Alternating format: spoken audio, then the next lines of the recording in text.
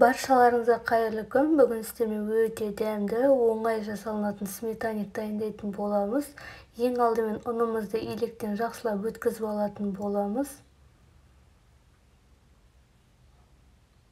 Толық рецепті описание бөліміне қалдырамын.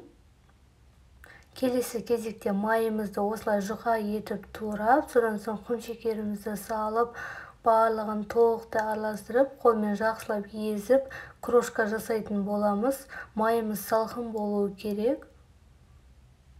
Барлығын толықтай араластырып, жақсылап мыжып шығастыр.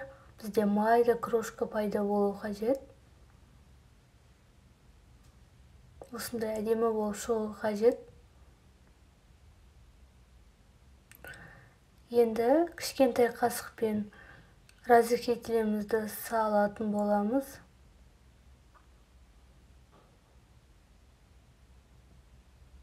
Содан соң бір жұмыртқа қосамыз. Біздің тестамыз осымен дайын.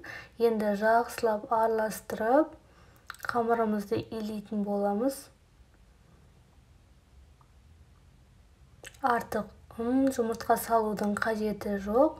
Жақсылап осылай мыжып, қамырды біріктіріп аласыздар.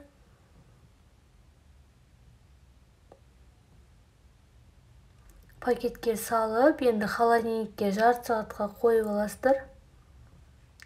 Оға дейін начинкамызды дайындайтын боламыз. Кез келген қаймақты қолданасыздар. 20%-тен жоғары болса болды. Осы қаймаққа байланысты дәмі. Енді бізге жұмыртқа қажет. 4 жұмыртқамызды қаймақтың үстіне салатын боламыз. Содан соң құмшекерімізді салып, барлығын жақсылап вилкамен немесе миксермен араластырсаңыздар болады. Бізде сұйық масса шығуы қажет. Жұмыртқа мен қаймақ толықтай араластырып, құмшекеріміз еруі қажет. Енді тестамызды осылай қолмен формаға жайып алатын боламыз. Барлығы бір тегіс шығуы қажет. Шет жақтарын кішкене көтеріп, қалыңдау болып қалдырасыздар.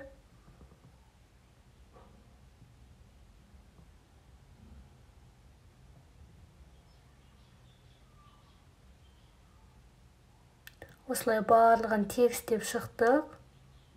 Енді вилкамен шет жерін осылай көтеріп қоятын боламыз.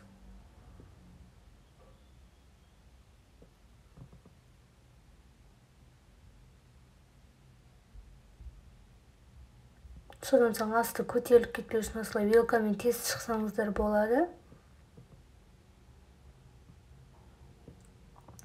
Дайын болды тестамыз.